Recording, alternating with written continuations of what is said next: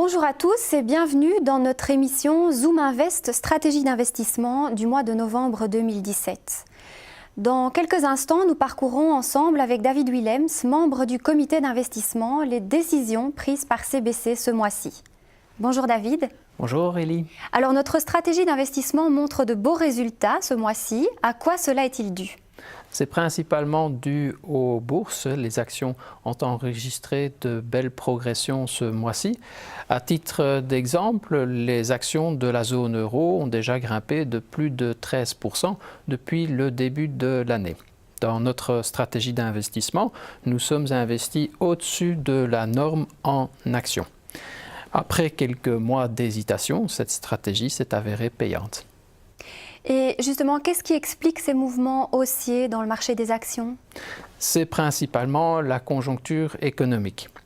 Les données économiques, donc tant les indicateurs de confiance que les statistiques relatives à l'activité réelle, sont particulièrement robustes, et ceci principalement dans les pays développés. Ainsi, la zone euro joue pleinement son rôle de locomotive. La seule exception est le Royaume-Uni, où on constate certaines faiblesses maintenant que le consommateur a jeté l'éponge. Aux États-Unis, les ouragans ont eu un impact certain sur les chiffres de l'emploi. Ainsi, c'est la première fois en 7 ans que le nombre d'emplois a diminué. Ceci devrait être temporaire et d'autre part, on constate une augmentation du taux de participation et une baisse du taux de chômage, ce qui sont des signes plutôt positifs. Pour le reste de l'économie, on observe aussi une santé excellente. Et tout cela en dépit des risques qui se profilent dans la zone euro. Oui, en effet. Le référendum sur l'indépendance en Catalogne a eu plus d'agitation que ce qu'on avait anticipé. D'autre part, les intentions entre Barcelone et Madrid sont toutes sauf claires. Une déclaration d'indépendance serait néfaste pour les deux parties. Une solution négociée semble donc la meilleure voie pour sortir de l'impasse. Compte tenu des débordements des émotions, il faut toutefois être prudent. D'autre part, l'agitation risque d'augmenter également à l'approche des élections en Italie. On constate que les partis eurosceptiques gagnent en popularité. Les élections auront lieu au plus tard le 20 mai 2018, mais fin de ce mois d'octobre, il y aura déjà des élections régionales en Sicile et ceci sera un premier test. Avec le Brexit, on constate donc une accumulation des risques en Europe. Pour l'instant, les investisseurs y accordent relativement peu d'importance. Ce qui prime est le contexte économique et ce sentiment explique la hausse des bourses au cours des derniers mois. Et y a-t-il eu des modifications apportées à la stratégie d'investissement ?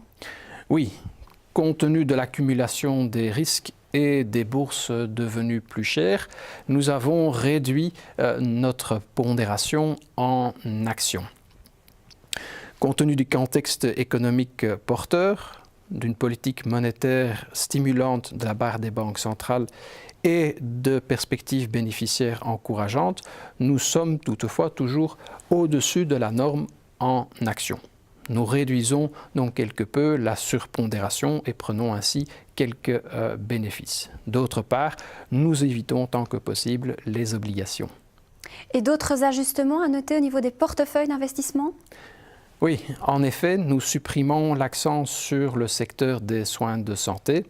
Nous sommes dans un cycle de reprise économique et on constate que souvent les secteurs défensifs comme les soins de santé ont tendance à moins bien performer dans ce contexte. D'autre part, beaucoup de sociétés sont actives aux États-Unis et on constate une augmentation des risques, notamment liés à la législation sur la fixation des prix. Enfin, les sociétés dans le secteur des soins de santé sont également devenues moins chères et les perspectives bénéficiaires se sont détériorées. Pour les autres thèmes et accents, il n'y a pas de changement ce mois-ci. Merci David. Avec plaisir. Et merci à tous de nous avoir suivis.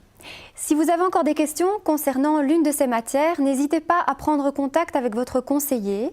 Nous espérons vous revoir nombreux dans l'une de nos prochaines émissions. À très bientôt.